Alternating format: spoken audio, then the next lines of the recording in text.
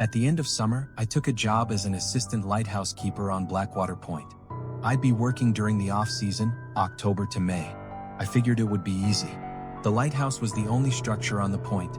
Everything else, the small gift shop, the boat rental shack, the state park office, would be shuttered and closed. As October rolled around and the chill crept in, one by one, everything began to shut down. I watched them cover the park benches with zippered tarps. I watched them pull rolling metal doors over the entrance to the gift shop. By late October, the place was a ghost town. The rocky point was almost always empty, save for the occasional solitary gull. The North Atlantic continued to beat against the empty shore. The primary keeper was a gruff man named Alistair. He was in his late 50s, all thick sweaters, salt-stained boots, and a face perpetually set in a frown. He was a man who preferred the company of waves to people. "Why don't we just automate the light in the winter?" I asked him one dreary morning, thinking of how isolated we were. "This can't be cost-effective for the Coast Guard." "You don't ask questions here, lad," he replied, his voice a low gravelly sound. "You tend the lamp, you monitor the horn, and you keep your eyes on the sea. That's the whole of it." It was a sweet deal, though. Not only was I paid a decent salary for doing very little all day, but I was also offered subsidized housing. There was a small two-story annex attached to the base of the lighthouse, and while it wasn't pretty, it was very cheap and all mine. I was hoping to save up enough money here to afford classes at the local university next year. My family, unfortunately, had no interest in helping fund my education. I was surprised they hired me. Honestly, my resume wasn't exactly stellar, having just dropped out of my first attempt at college. "You're tall," Alistair had noted during the interview. "Good. You'll reach the brass without a step stool. You're hired." One night in early November, Alistair asked me to take the whole night watch alone. He wasn't feeling well, citing an old back injury. He retreated to his private cottage farther down the point around 7 p.m. It would be my first full night alone. My first task was to secure the tower. I climbed the long, spiral staircase, the metal steps echoing beneath my feet. The lamp room was cold, dominated by the massive Fresnel lens. The beam swept across the horizon, slow and reassuring. I started my nightly patrol of the base. The main watchroom was clear. The exterior was secured. As I walked past the ground floor storage room, however, I heard something. It sounded like a small, soft hiccup. I froze in place, wheeling around slowly. "Alistair? Is someone here?" I called out. For a few seconds there was silence. And then I heard it, a sound like rapid footsteps, like a small child running. "Hey," I called out. "It's okay. I'm just closing up." The main breaker panel for the annex lights suddenly snapped off. "You little," I muttered, fuming. The light from the lamp room high above cast strange, rotating shadows across the floor, making the darkness shift and writhe. I sucked in a deep breath. A rustling sound came from the storage room doorway. I whipped around just in time to see a small shape dart behind a stack of coiled mooring rope. All I could make out was a pale, chubby hand. I crouched down near the doorway. "Hey, come on. You gotta get out of there. It's too cold to be playing games. I'll get you out." Silence. "I have chocolate," I sing-songed, trying to sound friendly. A small, thin piece of wire, like a needle, shot out from the doorway and grazed my wrist. I yanked my arm back, a thin line of blood immediately welling up on my skin. I stumbled to my feet and backed away, panting. The hand, small and pale, retreated into the darkness. I whirled around and sprinted toward the main exterior door, throwing the deadbolt and running out onto the cold, damp rocks of the point. I gulped in lungfuls of the chilly, salty air. The huge beam of light swept overhead, casting me in harsh, temporary relief. In the distance, the ocean roared. "You saw them, didn't you?" My entire body froze. I heard the soft, wet, limping footsteps behind me. I didn't want to turn around. Something primal told me to keep my eyes on the sea. "Yeah," I replied, my voice shaking. "Don't let them touch you," the voice said. It was soft, wavering, and wet. Then I felt the invisible weight shift, and the limping footsteps faded to my right, toward the water. I closed my eyes, taking deep breaths of air. When I finally opened them and turned around, the rocky point was empty. Only a tangle of glistening black seaweed lay near the lighthouse door. I called the police. I stood on the cold, wind-whipped rocks, explaining that a child was trapped inside the lighthouse and that my lights had been tampered with. They arrived 20 minutes later. 2 officers, one a weary veteran named Detective Barnes, and the other a young, jumpy rookie. They were less concerned with the trapped child than with my mental state. Off-season duty gets to people. Barnes said, rubbing his mustache. Cabin fever. The isolation. Happens every few years. They did a thorough search of the tower and the annex. I watched their flashlight beams sweep over the dark rooms. A few minutes later, the lights in the annex snapped back on. Barnes emerged looking annoyed. Empty, son. Nothing. Circuit breaker must have tripped. Happens with the salt air. But the wire. Kids playing pranks, lurkers looking for shelter. Barnes waved a hand dismissively. We get a lot of weirdos out here. Don't worry about it. The rookie, however, lagged behind. He approached me and said in a low voice, "You look pale." My partner's right. This job is dangerous. It really takes its toll mentally. I'm not alone. I have Alistair, I insisted. You get along with him? Keep it that way. We wouldn't want another incident like 98. What happened in 98? Look it up, he called back, already heading toward the patrol car. You'll see. As soon as I was back inside, I looked up the incident of 98. The articles were old, grainy, and vague, centered on the previous keeper, Silas Merritt, and his young assistant, Derry. Derry had reported strange noises and cold drafts for weeks. The final, official report claimed Silas had suffered an accidental fall while performing maintenance.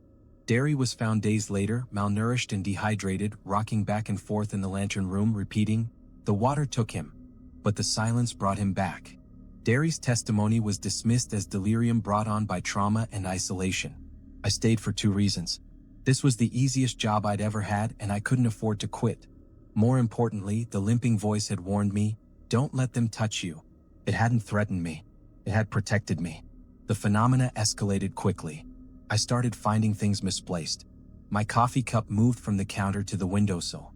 A book I was reading was found turned to a random blank page. Alistair, noticing my frayed nerves, suggested I bring a friend out for company. "It helps with the quiet," he said, avoiding eye contact.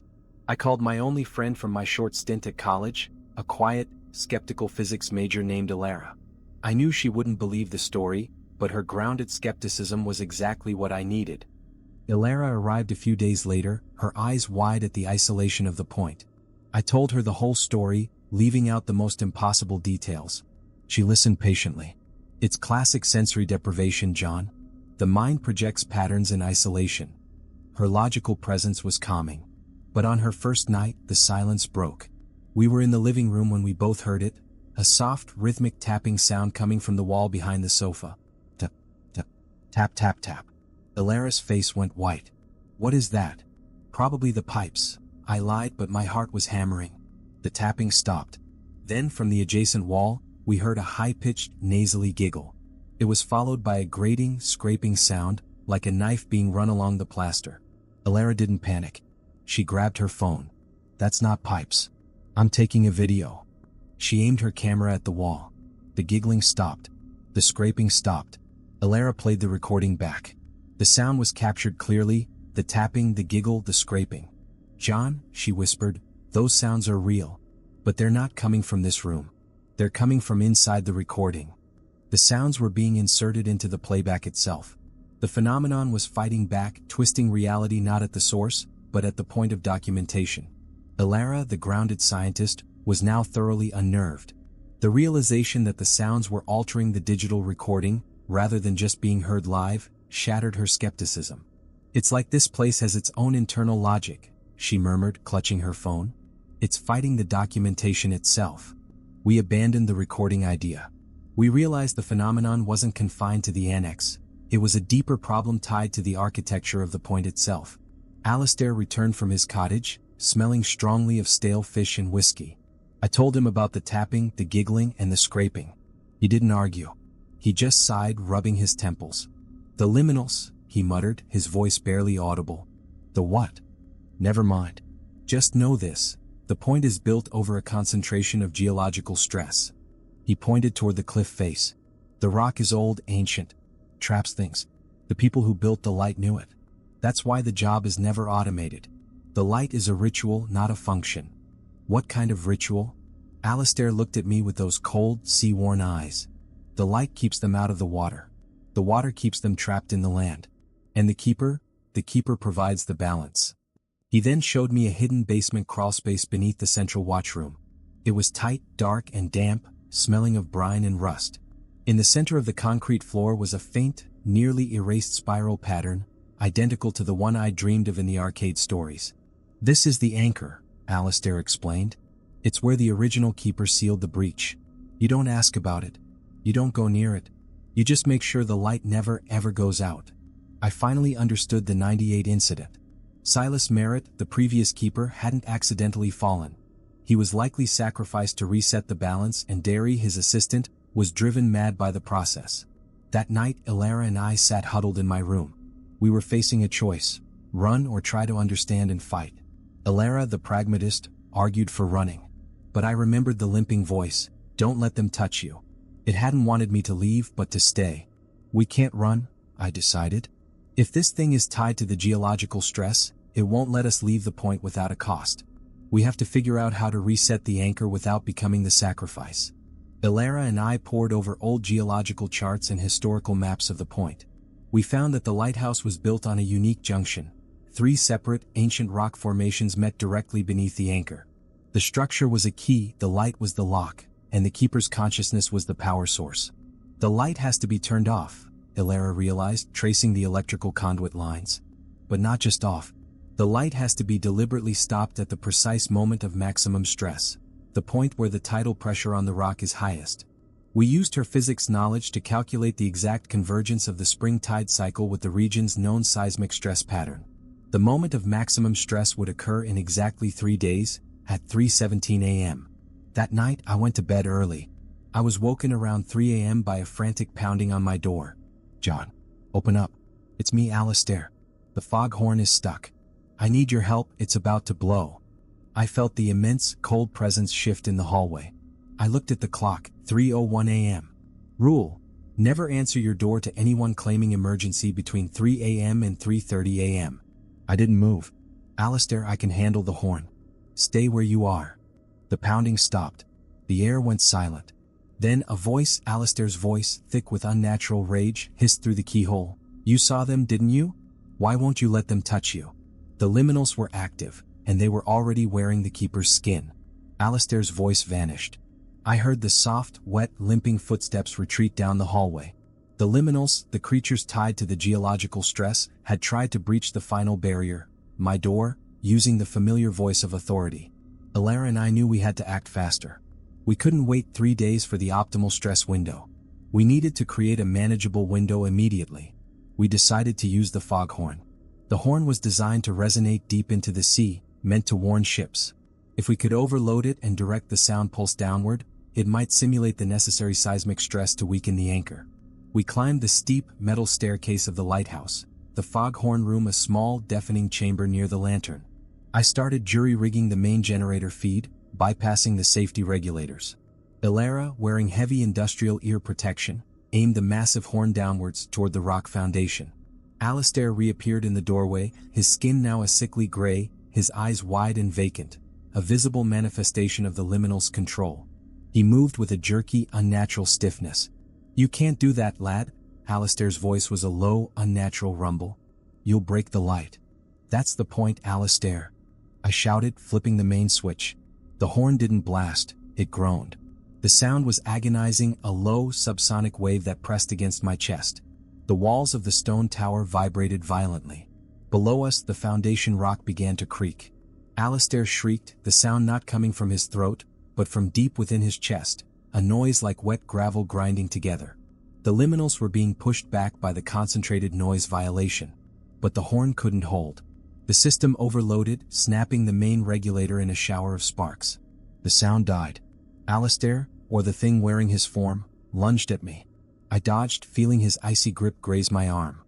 He moved with impossible speed, his face contorted in silent, vacant rage. Ilara, thinking fast, threw a wrench at the massive Fresnel lens. The lens, built to last a century, cracked instantly. The lighthouse beam, the central ritual of the point, flickered once, twice, and died, plunging the room into absolute darkness. The silence was total, overwhelming. But in the blackness, I heard a new sound, a woman's soft sobbing. It came from the corner of the room, thin and fragile. "Help me," the voice whispered. "I'm Derry. I didn't mean to." Derry, the assistant from the '98 incident. The liminals were trying to weaponize my sympathy, using the ghosts of the point against me. "She's not real, John," Elara screamed, pulling me toward the stairs. "It's using the memory." We stumbled down the spiral staircase, driven by adrenaline. Behind us, the sobbing turned into a mocking, high-pitched giggle, followed by the distinct sound of limping footsteps descending. We reached the base and bolted outside. The entire point was dark. The beam, the constant reassurance, was gone. The only sound was the massive roar of the ocean. We stopped at the edge of the cliff. The water was black, turbulent, and vast. But in the water, only 20 yards from shore, a single flickering boat light appeared. It was moving slowly toward us. "We need to get off the point," Elara yelled. "The boat, maybe." A soft, wet voice spoke from the air beside us. "Don't get on the boat. It's too late." It was the limping voice, the one that had protected me. The boat was a trap. The boat light, blindingly bright, stopped 20 yards from shore. It bobbed on the turbulent black water, silent, illuminating nothing but its immediate corona. No one called out. No signal was given. "They want us to swim out to it," Elara whispered, clutching my arm. The soft, wet voice spoke again, closer this time, smelling of salt and ozone. "Submerge the one who sees the patterns. The water cleanses the sight." I turned to look at the source of the voice. I didn't see Alistair or Derry. I saw a thin, tall man in a slicker, his face obscured by shadow. But his eyes were clear, focused on Elara. Elara, the scientist, the pattern seeker. She was the greater threat to the liminals than I was. "He's talking about you, Elara," I shouted. "We need to get away from the water." But Elara was already walking toward the light, drawn by its unnatural beauty. "It's so clear," she murmured, her voice dazed. "The light, it's answering the equations." "Stop." I grabbed her, pulling her back. The man in the slicker was gone. Instead, Alistair, the liminal-controlled Alistair, was standing right behind Elara.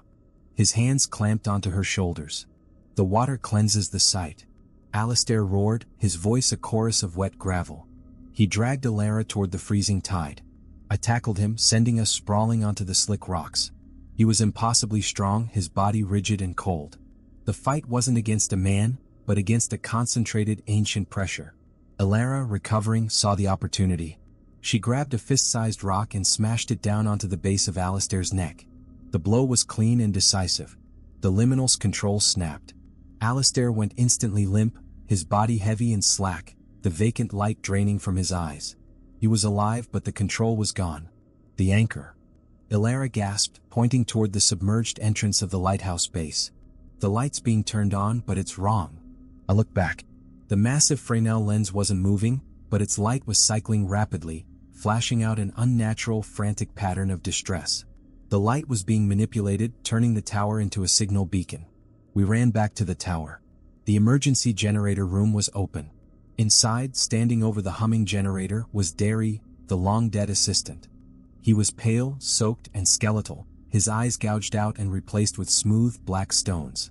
He was frantically flipping switches on the auxiliary panel. "He's feeding power into the light cycle," I screamed. "He's broadcasting the anchor's position." The light pulse intensified, sending out a rapid, maddening rhythm. On the dark water, the boat light responded, pulsing in time with the lighthouse. We tackled Derry. He was surprisingly solid, his skin cold and slick like polished granite. He fought silently, his blackstone eyes staring past us. "The pattern. We have to break the pattern," Elara screamed. I grabbed a metal file and jammed it into the auxiliary panel, sending a shower of sparks and smoke into the air. The power snapped off. The light died. The sudden darkness was total. We had won the moment, but the signal was already sent. We climbed out of the generator room, leaving the motionless, stone-eyed Derry behind. The point was silent again, but the threat was no longer localized. The silence was broken by the sound of approaching engines. Not the Coast Guard, but two massive black-hulled fishing trawlers, their running lights dark, slicing through the waves toward Blackwater Point. The boat light had done its job. The light drew them here, I realized, heart sinking. They're coming for the anchor. We needed to escape, and we needed to take the anchor with us. We dragged the unconscious Alistair toward his cottage, then made for the crawlspace beneath the watchroom. I pulled back the old rug, revealing the small wooden hatch leading down to the foundation. "Elara, you need to grab the anchor, the spiral pattern," I instructed. "I'll draw their attention." I sprinted toward the lighthouse entrance, grabbed the emergency flares from the supply cabinet, and fired them into the air. The bright red streaks were a desperate, final warning. The trawlers responded immediately, their engines roaring as they veered toward the light. I ran toward the docks, continuing to fire flares, making myself the obvious target. Ilara slid into the crawlspace. The air was cold, damp, and smelled of ancient salt. She found the faint spiral pattern on the concrete floor, the anchor, just as the trawler's engines cut to a quiet, unsettling idle at the dock. "I have it," she whispered into the mic, her voice tense. "But it's cold, John. And it's moving." The anchor wasn't just a symbol on the floor, it was the physical point of stress. It was pushing up, fighting back. A man dropped onto the dock from the nearest trawler. He was tall, thin, and moved with a careful, unnatural deliberation. He wore a dark naval uniform, and his eyes, visible even from a distance, were wide and vacant. He carried a large, steel-spiked staff, a tool or a weapon. He was the commander of the Liminals. He looked directly at the lighthouse, ignoring me. He knew exactly where the anchor was. "Ilara, he's coming straight for you. Get out of there. Now." I ran toward the lighthouse annex, tackling the naval commander as he reached the main door. He was impossibly strong, his body rigid and cold. The fight was quick and brutal. He didn't speak. He just fought with a terrifying, vacant efficiency. I felt a sharp, icy pain in my shoulder as the steel staff grazed my flesh. Ilara scrambled out of the crawlspace hatch, gripping the cold, damp concrete where the spiral had been. "I think I got it. The pattern is gone." The commander screamed, a high-pitched subsonic sound that resonated in my chest. The liminals were cut off from their core. The pain in my shoulder intensified as the commander's grip tightened. He was fighting to restore the pattern. I managed to kick the steel staff away. It skittered across the concrete, leaving a trail of black, oily liquid. I rolled free, grabbing Ilara's hand. "Run. The causeway. We're leaving." We ran toward the narrow, mile-long causeway that connected Blackwater Point to the mainland. The commander did not pursue us. He stood still, staring at the empty concrete where the spiral had been. He hadn't won, but he hadn't lost either. The game had simply left the board. The escape across the causeway was a race against time and sanity. We ran, lungs burning, shoes slipping on the wet asphalt. The trawlers remained motionless at the dock, silent witnesses to the chaos they had wrought. "What did you bring?" I gasped to Ilara. "Is it the concrete?" She shook her head, pulling a small, rolled-up geological map from her pocket. "It's not concrete." I realized the spiral wasn't etched into the floor. It was drawn on an ancient bedrock chart that was buried beneath the concrete. I took the chart. It's the original blueprint for the anchor's containment. The realization hit me. The ritual wasn't tied to the concrete, but to the knowledge. The chart, the blueprint of the containment system, was the real core. The liminals didn't need the physical floor. They needed the diagram of their prison. We didn't stop until we reached the mainland road. We flagged down a sleepy trucker who was pulling out of a rest stop. He took one look at our bloodied clothes and terrified faces and asked no questions, just told us to climb in. We didn't stop until we reached the nearest city, 2 states away. We rented a cheap apartment under assumed names. We were safe, but the knowledge we carried, the ancient geological chart, was a terrible, immediate burden. The phenomena followed us. The tapping, the giggling, the scraping, all the small, psychological warfare tactics reappeared. We'd find the spiral pattern drawn in condensation on the bathroom mirror. The sound of Alistair's desperate voice would echo faintly from the radio static. We knew the commander from the trawler, the naval liminal, would come for the map. He couldn't use the simple psychological tricks. He was the commander, the soldier. He would hunt us down using logistics and force. We moved the map constantly, hiding it in different locations, securing it in fireproof safes, but the feeling of being watched never left. The liminals were no longer confined to the coast. They were in the infrastructure. They were in the information flow. "We have to destroy the map," Ilara argued one night, her voice thin. "We can't keep carrying this. It's making us crazy." "No," I replied, shaking my head. "The map is the only thing that proves we're not crazy. It's the only key to understanding how they work. We have to decode it. We have to find their origin. The map isn't just a blueprint, it's a language." We locked ourselves in the apartment, turning it into a temporary fortress. We spent days studying the chart. It showed not just the 3 rock formations, but a complex series of intersecting ley lines and deep-sea mineral vents that stretched hundreds of miles into the ocean. The liminals weren't a local haunting. They were a vast, ancient network tied to the planet's own geological stress points. The lighthouse was just one lock. The decoded map confirmed our worst fears. Blackwater Point was just a single node in a massive ancient containment system. The liminals were bound to the Earth's natural stress points, their energy flowing through the mineral vents and ley lines shown on the chart. The light of the lighthouse was simply one mechanism used to push the energy down into the rock. The terrifying revelation was a section of the map labeled the Nexus. It showed a point deep under the North Atlantic where all the ley lines converged, a massive volcanic caldera that was the likely origin and core source of the liminal's power. If the containment system at the Nexus failed, the entire planet would be vulnerable. They're not trying to possess us, Elara realized, tracing the lines. They're trying to re-enter the network. They need the original blueprint, this map, to destabilize the remote anchors and concentrate their power back at the Nexus. We were holding the key to a global crisis. The surveillance began subtly. Elara noticed a small black van parked down the street, motionless. She cross-referenced the license plate. It belonged to a shell corporation with no digital footprint. The naval commander was closing in. He wasn't using the subtle tricks anymore. He was using logistics and resources. I knew we had to destroy the physical evidence, the map, but not before copying the critical data. I scanned the map in high resolution, encrypting the files 10 times over and scattering them across 5 different secure cloud services, giving each file a benign, misleading name, e.g., Muscle Population Data 2024. Just as the final file finished uploading, the lights in our apartment snapped off. The sudden darkness was absolute. The liminals had found us. The power grid, I realized, pulling Elara to the floor. He's attacking the infrastructure to force silence. The silence was broken by the sound of the front door being violently kicked in. Heavy, deliberate footsteps, not the limping of the psychological tricks, but the heavy boots of the naval commander. He was inside. The chart. Elara whispered. Destroy the original. I fumbled for the lighter, my hands shaking. I ignited the geological chart. The ancient paper flared violently, illuminating the room in a bright, brief flash. The commander, standing just inside the living room, paused. He saw the flames, but he also saw us. You should have left the light on, the commander said, his voice deep and resonant. It wasn't the gravelly voice of Alistair. It was a new voice, clear and chillingly authoritative. The light keeps the patterns visible. He was using the chaos of the environment to speak the truth. The chart burned quickly, leaving nothing but a pile of black ash. The commander stood motionless, his face now visible in the brief, dying light of the flame. A young man with cold, vacant eyes and the tight, focused intensity of a soldier. He was clean, organized, and utterly terrifying. He was the liminal's chosen tool. The map is gone, I stated, trying to keep my voice steady. You can't destabilize the anchors. The commander stepped forward, ignoring the ash. The memory is sufficient. The pattern resides in the memory. He fixed his eyes on Elara. She sees the pattern.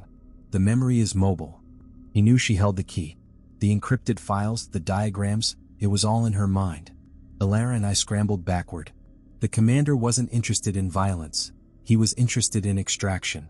He was hunting information. I knew I couldn't fight him physically. We needed to create a massive information violation, a chaotic event that would overload the subtle liminal network he relied on. We ran to the kitchen. I grabbed the most disruptive elements I could find, a steel pot, a handful of keys, and a battery-powered emergency siren I had purchased. The commander followed, moving with that quick, deliberate pace. He wasn't running. He was simply arriving where we were. I threw the steel pot. It hit the commander in the head. He didn't flinch. The pot simply crumpled, leaving him unaffected. It doesn't feel pain, Elara realized, grabbing the keys. It reacts only to stress and data corruption. I flicked the switch on the siren. A piercing, grating shriek filled the small apartment, a total corruption of the natural, silent environment the liminals craved. The commander staggered. His vacant expression wavered, replaced by a fleeting look of agony. The sound was pushing him back. The light is off, the commander roared, hands pressed to his ears. You must honor the silence. We used the chaos to escape. We bolted out of the apartment, leaving the siren screaming on the floor, its high-pitched sound flooding the entire block. The disruption was massive. The neighbors were pouring out of their apartments, shouting, phones already raised to document the chaos. We ran for the car, knowing the siren wouldn't hold him forever. It would only hold him long enough for his control to stabilize. We drove away from the noise and the light, heading toward the coast. We had a new plan. We had to find the remaining human elements of the old containment system. the descendants of the original keepers, and used their knowledge to create a permanent shield. The key wasn't in the rocks anymore, it was in the local memory. We ended up in an old coastal fishing town known for its bizarre local folklore and insular community. It was the kind of place where the original keeper families likely settled after leaving Blackwater Point. We found lodging in a decrepit, seaside guesthouse paying cash. The moment we checked in, I knew the commander would find us. Our method of escape was too loud, too traceable. I sought out the oldest local historian I could find, a brittle woman named Maureen who ran the town's small, dusty maritime museum. I showed her the encrypted photographs of the geological map and asked her about the symbols, the intersecting lines and the hidden vents. She didn't show fear. She showed a profound, weary recognition. "The stress points," she whispered, looking at the symbols. "The old families called them the sleeper's tracks. My great-grandfather was a keeper. He wrote about them." She explained that the original containment wasn't just a physical structure, the lighthouse. It relied on a generational ritual performed by the keeper families, a vocalized chant, a pattern of breathing, and a specific sequence of movements designed to push the liminal energy down into the rock during the stress cycles. "The chant acts like a seal," Maureen explained. "It's a linguistic barrier that reinforces the anchor. The problem is, my great-grandfather destroyed all the written records. He believed the written word was a vessel, that if the liminals learned the sound pattern, they would learn the language of the seal." "But you remember the sound?" She shook her head. "No, but I remember the key.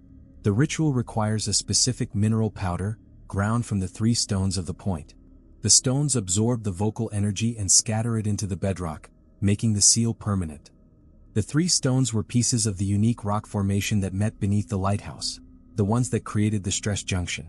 The liminals were after the map to break the system. We needed the stones to restore the system." That night, the silence returned. The commander was outside our guest house. He didn't kick the door in. He simply removed the light bulb from the porch lamp and slid a piece of paper under the door. The note was short and elegant. "The light keeps the patterns visible. It also keeps them confined. You chose darkness. I will choose the pattern." I knew the commander wasn't interested in the stones yet. He was interested in forcing us into a mistake that would lead him to the final memory of the ritual, which was contained in Maureen's mind. We had to get the stones, and we had to get the map data into Maureen's memory before the commander extracted it from Alara. The next morning, we drove back to Blackwater Point. The site was completely abandoned. The fishing trawlers were gone. Only the cold, dark hulk of the lighthouse remained. We immediately went to Alistair's cottage. I found the 3 unique rock samples Alistair had collected, the 3 stones of the point, stored in a small iron box under his floorboards.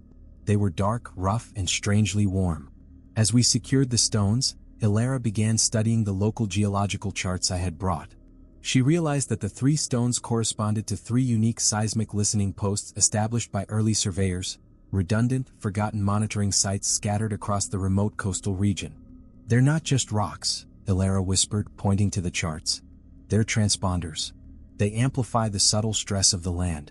If we place the stones correctly at the posts, we can use the posts to broadcast the seal chant using sound waves, making the containment system massive. Our new plan, the Great Seal. We would use the original keeper's vocal chant, amplified by the 3 seismic posts, and fueled by the energy of the 3 sacred stones, to seal the liminal network permanently. We had to split up. Alara, with her knowledge of physics and geology, would take the 2 coastal stones and head north to the remote seismic posts. I would take the final stone and find Maureen. I needed her to teach me the vocal chant, the ultimate weapon against the liminals. We parted ways quickly. I drove back toward the town, feeling the constant, cold pressure of the commander's attention. He knew our plan was in motion and he would focus his resources on the most vulnerable link, the knowledge of the chant. I found Maureen in the library archives. She was surrounded by old books and ledgers, her face pale. "He's been here," she whispered, pointing to a single file cabinet. "The commander. He was looking for the written records. He doesn't know the chant, but he knows it exists in the human voice." I handed her the stone. "We need the chant, Maureen. You need to teach me the pattern of sounds." She nodded, closed her eyes, and began to hum. It wasn't a melody. It was a complex sequence of low, sustained vowels and sharp, percussive consonants. A human sound pattern designed to vibrate the very earth. I quickly recorded her voice on my phone, making multiple backups. Just as the recording finished, the library lights flickered. The commander was here. I grabbed Maureen and pulled her under the main archive table. The library doors burst open.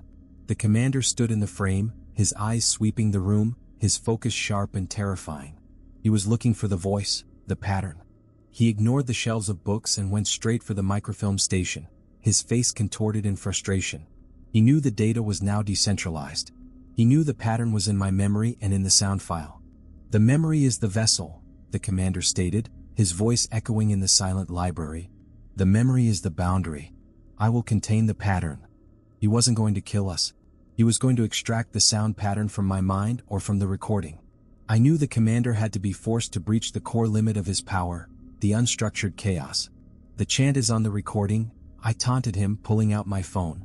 "But you're too slow, Commander. You're too orderly. You're confined by structure." I threw the phone as hard as I could into a shelf of ancient, dusty books. The phone smashed, sending the books tumbling. The commander roared, a chilling sound of pure, unadulterated frustration. He ran toward the noise, reaching for the broken device. I grabbed Maureen and ran for the exit. We drove straight for the northern coast, racing to meet Alara at the first seismic post. We reached the post, an abandoned concrete bunker overlooking the sea, just as Alara finished wiring the amplifier. I put the 3 unique stones into the center of the bunker. I hit the amplifier switch, playing the recorded chant through the massive subwoofers aimed directly at the stones. The sound that erupted was not human. It was a profound, deep-sea vibration, a sequence of sounds that resonated in the rock and the water. The stones began to glow faintly, absorbing the vocal energy. The commander arrived 10 minutes later, pulling up in a stolen Coast Guard truck. He saw the bunker, the glowing stones, and the vibrating amplifier. He knew the ritual was active. He ran toward the bunker, but he was too late. I had already begun the vocalization. I started chanting, my voice low and strong, repeating the sequence Maureen had taught me. The sound resonated in my chest, transferring the energy into the rock. The commander roared in pure, cosmic agony. He was being pushed back, contained by the concentrated power of the seal. He retreated, running back toward his truck, knowing he had failed.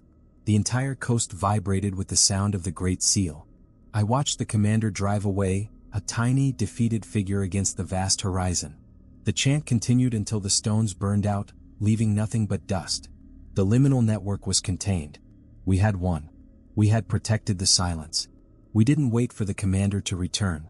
We abandoned the seismic post and drove south, meeting Alara a state away.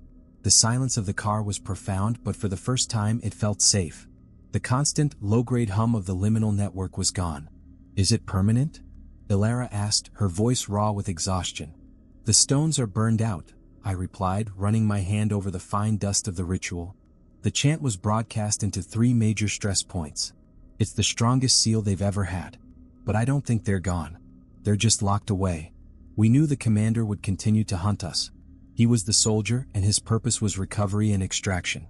He would pursue the memory, the sound pattern, until his resources were exhausted. We decided to fight his structure with our own, the network of forgetfulness. We moved constantly, never staying in one place for more than 3 weeks. We changed our names, our jobs, and our clothes. We destroyed all digital records of our lives, living entirely off the grid. We became ghosts in the infrastructure he relied upon. But the final battle was always internal. The liminals had breached our minds. We needed a counter-ritual for the memory bleed. I started a daily practice of controlled forgetting. Every morning I would sit and systematically discard small, unnecessary memories. What I ate the day before, the plot of a random movie, the name of a distant relative. I was deliberately injecting chaos and impermanence into the structured world the liminals needed to survive. The process was arduous, but it was working. The commander's psychological attacks, the sound of Alistair's voice, the giggle, the tapping, faded. He was losing his anchor points. The commander, deprived of easy digital and psychological access, resorted to physical tracking. The shell corporations and anonymous vans were back, tailing us across state lines. He was forced back into the inefficient physical world of pursuit. One afternoon in a dusty New Mexico diner, I spotted him. He was sitting at the counter, perfectly clean in his dark naval uniform, watching the reflection of our booth in the glass of the coffee machine. His eyes were focused but dull. He was exhausted, his resources stretched thin by our constant movement. I looked at Alara. She nodded. We knew what we had to do. We couldn't run forever. I walked over to the counter and sat down next to him. He didn't flinch. He just stared at the coffee machine. "You're tired, Commander?" I said softly. He didn't answer. "The memory is gone. The chant is scattered. You're wasting your life." He finally turned his head. His eyes, usually sharp, were cloudy with confusion. The liminal control was faltering. He was almost human again. "The pattern," he whispered, his voice dry and fragile. "I need the pattern. I need the light." I realized the true horror. He wasn't fully possessed. He was a human host who had internalized the liminal mission so completely that he couldn't stop. He was trapped in the structure he was meant to command. I pulled out a small, portable seismic listener, a tool Alara had built.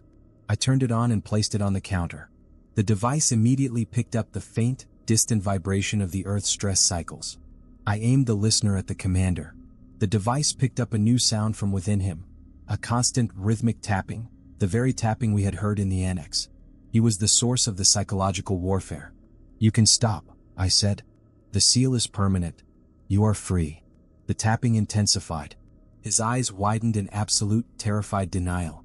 "I cannot stop. I am the boundary. I am the pattern." The commander, the man trapped in the structure, stood up abruptly, his chair scraping loudly across the diner floor. He couldn't accept freedom. His mind was permanently locked into the role of the hunter and the keeper. He looked at me, a flash of pure, agonizing hatred in his eyes. "You stole the pattern. You must return the memory." He lunged. I dodged, grabbing the seismic listener. I didn't try to fight him. I knew violence was pointless. The fight was internal. I smashed the seismic listener against the glass of the diner counter. The glass shattered, the sensor unit exploding in a shower of sparks and high-pitched electronic static. The static was a direct contradiction to the structured silence the liminals craved. The shockwave of pure, random noise slammed into the commander's brain. He screamed, a guttural human scream of pain and confusion. He stumbled backward, clutching his head. The structured control he maintained was temporarily corrupted by the raw, unpredictable chaos of the electrical feedback. Alara and I ran. We didn't drive. We ran straight into the anonymous noise of the city streets, losing ourselves in the afternoon crowds, never looking back. We knew the static wouldn't hold him forever. He would reform. He would cleanse the random noise and resume the hunt. But we had bought ourselves the only commodity that mattered: time. We used that time to perform the final necessary ritual, the unnaming of the keeper. We settled into a small, isolated town in the Rocky Mountains. We bought a used car and secured work that required complete, meticulous attention to detail, work that anchored our minds to the real physical world. Our final act was to eliminate the last vessel of the liminal's power, the memory of the chant itself. The vocalized pattern was the final key to their control. Alara and I performed the ritual of the lost voice. We sat by the roaring fireplace every night, listening to the recording of Maureen's chant. We didn't study it. We listened until the sound became meaningless, until the complex pattern of sound waves collapsed into simple, predictable noise. We deliberately injected boredom and indifference into the sacred pattern, draining it of power. The process took 2 months. When we played the recording one final time, the sound was flat, dead, devoid of resonance.